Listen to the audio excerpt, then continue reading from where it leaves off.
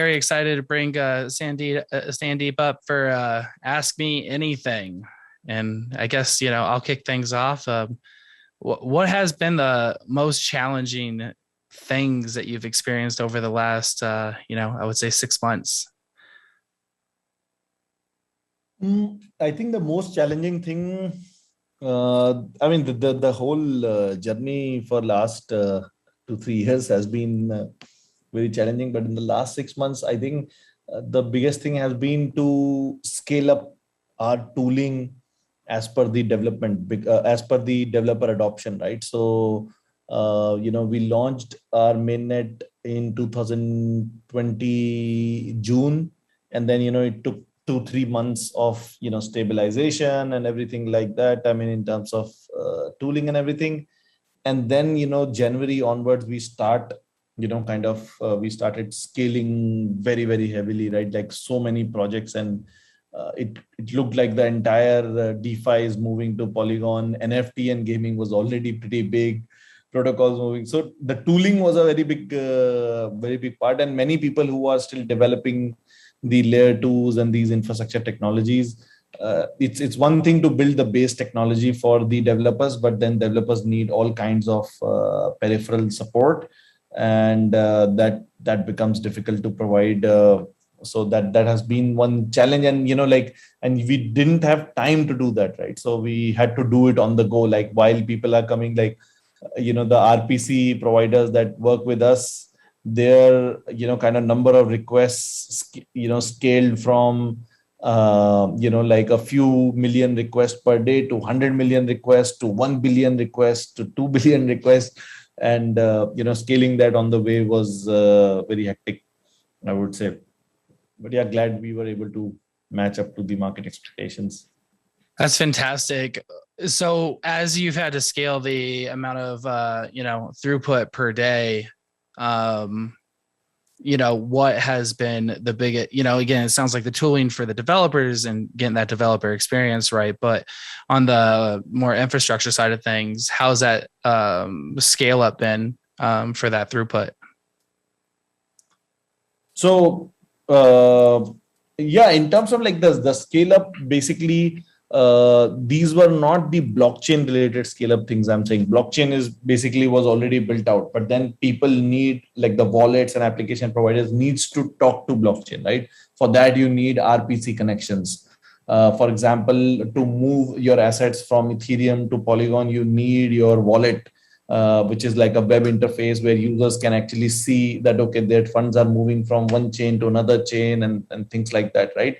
So the scale up for those technologies, although the good thing is that those were web 2 technologies, like you can add more computation, add more things and scale them up. So it was not like that difficult, but then of course, like doing it overnight, it is also not the easiest way to do so. But the good thing is that we have a large ecosystem, and many of these ecosystem players took that responsibility. For example, BlockVigil, came to the rescue. They kind of, pulled out multiple all-writers to kind of scale up that infra. On the wallet side, Arcane team did a great job, and things like that. So, yeah. It's amazing. Yeah, the ecosystem on Polygon is just exploded, and it's been so fascinating to watch. Moving into the end of the year, right? We got a few months left. What are you most excited about over the coming months? Yeah, so I mean, one thing that we keep trying to tell to many people is that that still people still don't realize that Polygon is not one type of solution. When people are commenting about, let's say, something related to Polygon, they don't realize that they're commenting about one solution that Polygon might have. Let's say this Polygon commit chain, which is the first solution, right? But then Polygon itself is a multi-chain solution. We already launched 3 different kinds of solutions. In fact, 4, like Plasma and POS, and then the standalone chains. Then we have already launched the data availability chains. By the end of this year, we want to kind of make the fully production ready data availability chain. Similarly, we also want to launch our expeditions into zero knowledge technology. and hopefully something into optimistic rollups also. That's a steep roadmap. Yep. So just thinking about, moving to both optimistic rollups and zero knowledge proofs, what is that going to really enable, you think, for your larger community at scale? Yeah, so I mean, see, the larger community basically, I would say that the core vision of Polygon is basically to provide these various different kinds of solutions, which actually help, which actually help developers to choose from the right solution that they want for their application. And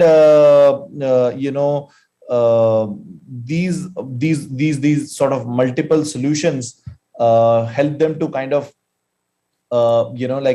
choose what suits to their solution most. So these kind of new technologies that we are coming out with, we believe that the developers as per the trade-offs that they are okay with for their application. For example, a gaming and NFT, which a player which is issuing, let's say, $1 to $5 NFTs, right, might simply want to use a kind of a POS chain kind of solution, right? Similarly, somebody like Reddit would want to have their own chain completely separate, right? Or somebody like let's say some social e-commerce would also want to have a different kind of solution. But a DeFi player might want to have a different kind of solution, like more secure, like a ZK rollup and things like that, faster exits. So providing all of these different kind of solutions is to cater to various categories of applications which would need their own kind of trade-offs. So we want to become like one-stop shop and acquire complete complete suite of solutions to achieve like highest adoption in that. Like we want to become the most adopted blockchain platform. Fantastic. You mentioned Reddit in there. Can you talk a little bit more about what that looks like? Yeah, so I mean, I just took the example of Reddit because Reddit is basically, I think now they've declared that they're working with Arbitrum, right? So Arbitrum is also a fellow layer 2 provider, and we consider all of ourselves as Ethereum scaling solution providers. So we are very happy that Reddit has decided to stay closer to Ethereum ecosystem and build on a layer 2. And Arbitrum is definitely a good team. Their solution still needs to be fully public and productionized, but they are very, very solid team. We really love them in that sense. So we're happy for it. Yeah, but I was just giving it as an example. Definitely, it makes sense. So I know, I think all of us have been in absolute just getting things done for our communities at large. What is, just stepping away from Polygon for a second, what are some interesting projects that you're paying attention to do today, and why have they captured your interest? I would say that in that sense, like, definitely NFT kind of solutions, like the way it's becoming more and more clear that NFTs are becoming the gateway for Web3 people to come into blockchains, right? So definitely NFT, and games are like definitely fascinating. What Axie Infinity, for example, is doing by building the sort of build to earn or play to earn kind of solution. So I already see Zedrun, for example. So if you see the top 10 play to earn games, I think you would find a large number of them would be on Polygon. Like after Axie Infinity, I think Zedrun is the next big one, and they are like really doing great, on Polygon. And we see a huge number of transactions for their chain everywhere, like their products and the horses that you can breed over there. Similarly, apart from Zedrun, I would say that there are upcoming Web2 players, like, which are getting into like big powerhouses in the Web2 gaming space, are currently looking to get into blockchains. So that in itself is a very big thing. So yeah, I mean, I would say that largely on the NFT side, the projects capture my attention. And also, I also feel that the brands the enterprises, and then again NFTs are acting as a very good way to enter into enterprise space. Their enterprise brands and these kind of celebrities and other kind of I should say, like, overall it can be categorized as brand only. So the brands are getting, celebrities are also a brand, right? So they trying to get into blockchains, issue their NFTs, build loyalties with that, is also something very interesting for me, because I feel that the next super cycle of blockchains is when enterprises fully come into the space, right? That's the super cycle. Before that, we are doing some adoptions and all that, and I'm also like pretty aware that we might not be ready as the technology or as the scale that is available on this. Like, I think previously we like, if you go by 2017-18, we were in total might have been able to kind of support 500k to million daily users. With the technology that is available today, I think we can support 10 million plus users, like 10 to 15 million users, daily active users, if the D apps are able to capture traction. But I think that the enterprises will be able to come when we are able to scale to hundreds of millions of users, right? And then that is the super cycle. I think that's still like 2 years, 3 years away from here, but that's coming sooner or later, and that is when you will see the real power of crypto. I would say, even the markets wise, is my guess. Yeah, enterprises move slow though, right? They're slower to adopt. Obviously, there's always like innovation centers that sit within the Fortune 500 stack, but generally there's a lot of bureaucracy that keeps them moving a little bit slower and a bit more pragmatic. But the chat right before this, Wolpert. See, the last blockchains have been there for last 4 or 5 years, and they 4, 5, 6 years. In fact, like 2015 is the time that enterprises have started looking into it. So they have gone through their slowness. Good thing is that many of the, like, for example, I'm like really a big fan of Paul Brody and Ernst & Young, that how in the last 1.5 years they have been able to communicate to the enterprises that private blockchains, like they've been able to basically nail this pointer that private blockchains are a misnomer. Like it's like kind of an oxymoron, right? It's like a dead and alive, saying that this person is dead alive. Like, it doesn't mean anything.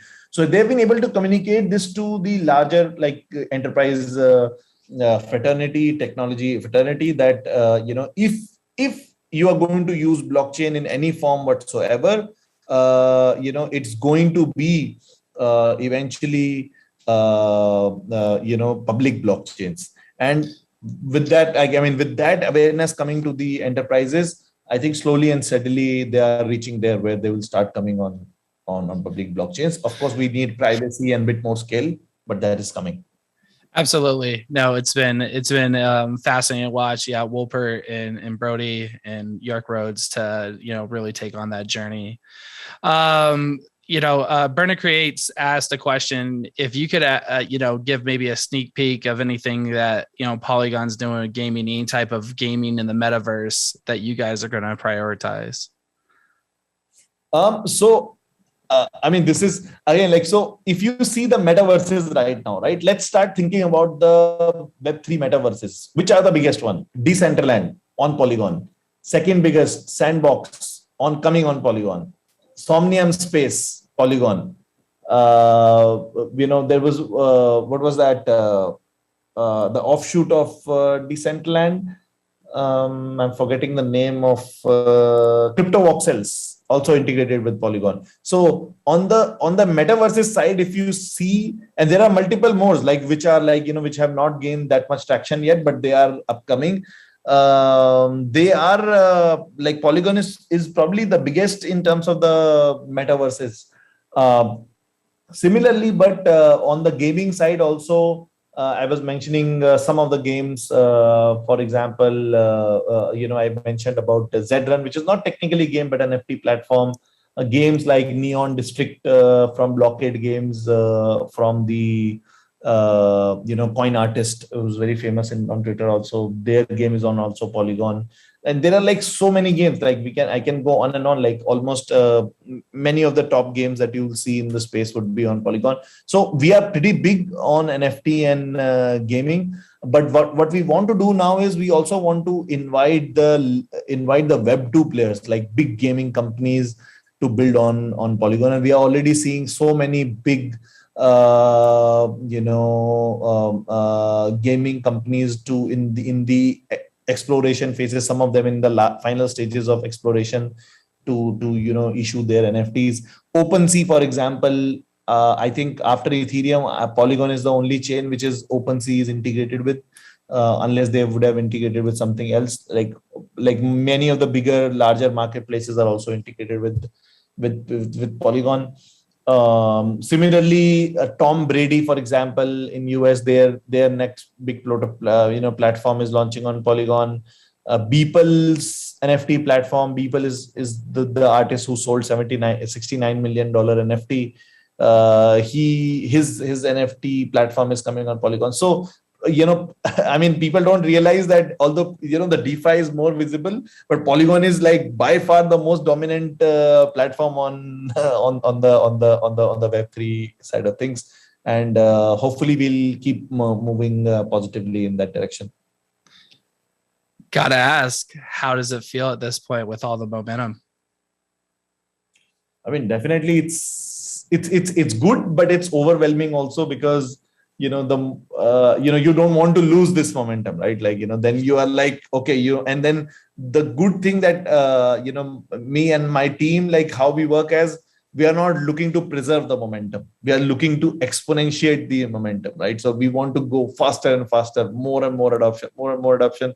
And while our technology team is building more and more of these new solutions, like if, let's say, our technology team delivers, let's say, 50,000 TPS solution in the next month, I'm pretty sure within 3 months our team can fill that TPS requirement very easily. We have so many applications who want to go and launch big ticket like user transactions on blockchains. Like, I'm already speaking to a few of Web2 players which have like millions and millions of users on their platform, existingly, like apps and whatnot, and they want to do something in Web3. So it's becoming crazier and crazier, and we keep going faster and faster with that.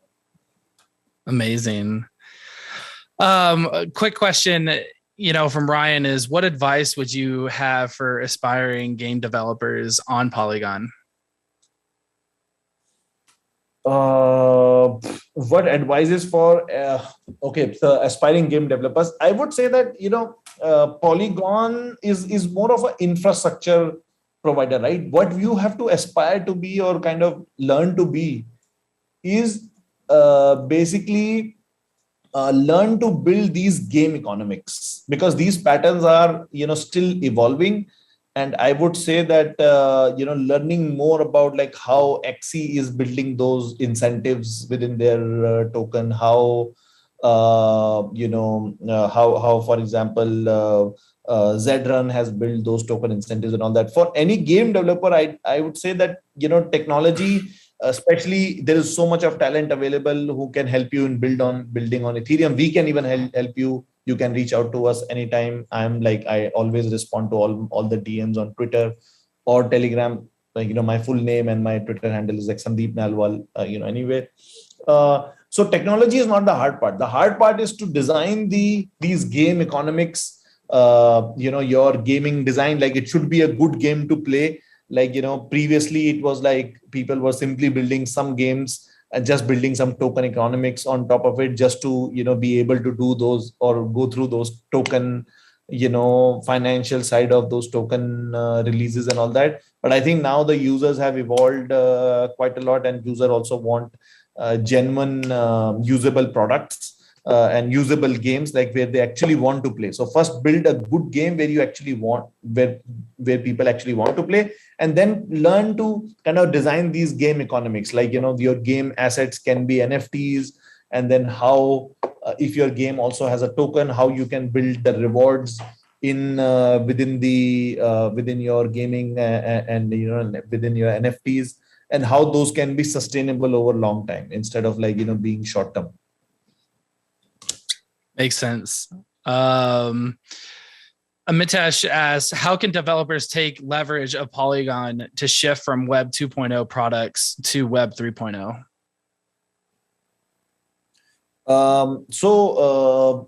Basically, the biggest thing is like, if you have already a Web 2 application and it involves some sort of loyalty or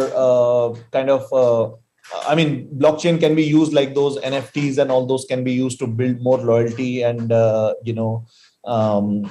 basically engagement into the protocol. Plus, if you are building an application, let's say, which is into influencers and small communities, like for example social, I'm giving this example because it's like in the social commerce. So many of the social commerce companies are looking to build these tokens and be able to create more inclusive and skin in the game based communities, where these influencers can create their own single communities, where those communities have say in what and how that influencer basically is going through their is going to go with their arts and everything.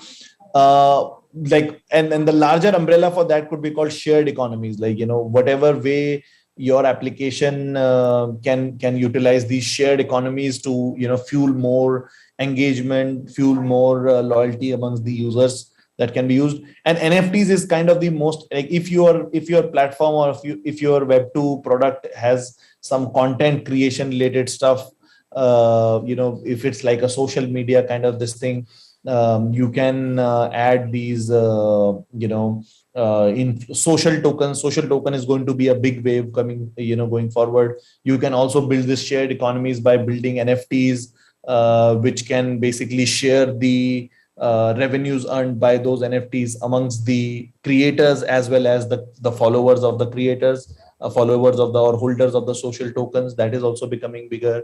And definitely, if your platform has some brand IPs and all that, then you can anyways use NFTs to provide that kind of collectibles and memorabilia. I know, like, Amitesh seems to be from India.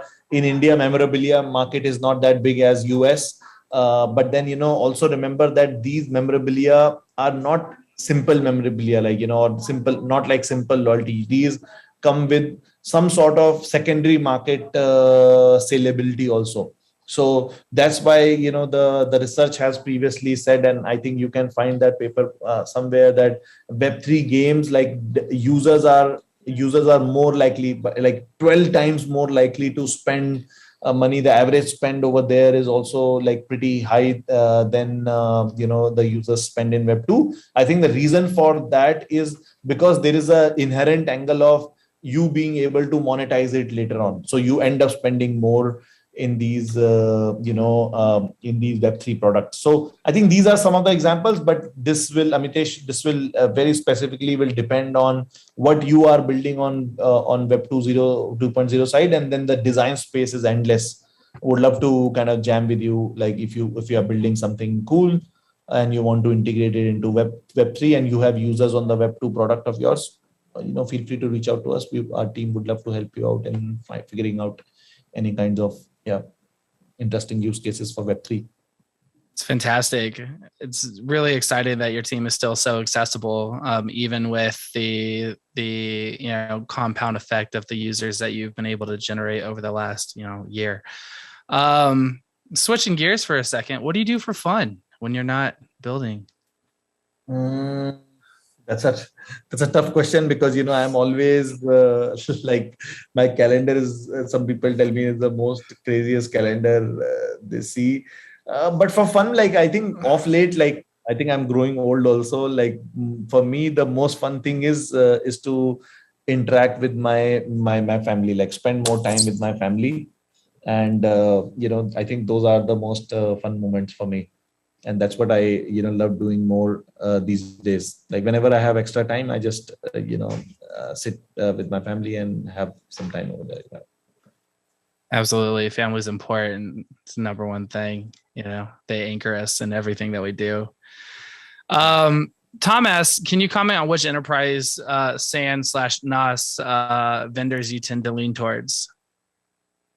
Which enterprise SAN NAS vendors you tend to lean towards?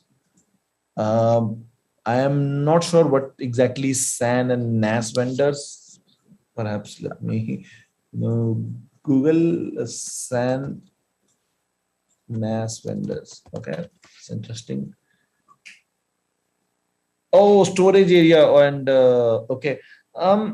So we, I mean, honestly, like we are building a decentralized platform, so we don't really have any comment on like which local storage area or network area vendors the validators use, and it's very very dependent on which geography a particular validator is based out of. So we don't have any specific leaning towards it. And also on the cloud service, like all of the major cloud players have like fairly similar kind of offering, so no specific leaning towards anyone. Samuel asks, is it possible for dApp deployed to Polygon to pay the transaction fees used to call the contract functions instead of making the users pay? Yes, of course. Like meta transactions, I think Polygon is the most one of the most extensively meta transactions are most extensively used on Polygon. The user simply signs on the transaction, and you as the application developer can add gas fees into it and execute those transactions. So as I was saying earlier in the talk also, that one of our goals is to make blockchains completely invisible. And these on ramps and on ramp, I think right now almost all the top on ramp providers are available on Polygon with meta transactions and these web-based wallets. You can have your users where users comes and registers with a simple email or a mobile number. His web wallet gets created like a Portis, Arcane, or some other kind of wallet, and then he can do these transactions in the meta transaction way, where the gas is paid by the app developer, and if he wants to purchase anything, he can simply swipe his cards and all that. So that is the kind of user experience we eventually want to see, where applications have full-blown integration with Polygon, but the end user doesn't even realize that he's actually using a blockchain-based application unless he wants to go to the advanced settings. Amazing. So we have a couple minutes left. Is there anything that you would like to highlight, as we have a couple minutes winding down, and everybody that's been, listening to you through this point, that you would like to highlight, from your perspective? Yeah, I mean, main pointer is this only, that, when as a developer or as a community member, whenever you are thinking about Polygon, I think this somehow, even after multiple attempts, also we have now not been able to fully emphasize to the community that Polygon is not one chain kind of solution. That one chain that you see today, where there will be debate that whether it's a side chain or it's a layer 2 or it's somewhere in the middle, a commit chain that we call it, and all that. So these kind of things are related to one particular type of solution that Polygon provides, but Polygon is a multi-solution approach. Where it has already provided two more different kind of solutions, but we are kind of adding more and more solutions to it, like zero knowledge and optimistic rollups and things like that, data availability chain. So Polygon is more of a layer 2 or Ethereum scalability aggregator. And when you are thinking about Polygon, think about Polygon as multi-solution, basically like Google. You can't say that Google is email, you can't say Google is search engine, you can't say Google is only Drive. Google has all of these multiple solutions, right? So we also envision Polygon as a decentralized kind of a conglomerate, in if you will, which provides multiple different kinds of solutions. And definitely that expands the addressable market size for us. We recently launched Polygon Studios, which specifically caters to gaming and NFT, to kind of establish or kind of or further strengthen our existing dominance in that space. Like we are by far the most adopted in the gaming and NFT space. And similarly, we might be launching Polygon Enterprise, which will be focusing on enterprise adoption of this. And we have some really cool and big things lined up for that. So yeah, think of it, Polygon, as a big aggregator instead of one particular solution. Fantastic. Well, Sandeep, definitely appreciate all the work that you're doing in the space. I know so many people have been able to achieve so much so quickly leveraging your network. So again, keep up the good work and really, really enjoy your contribution.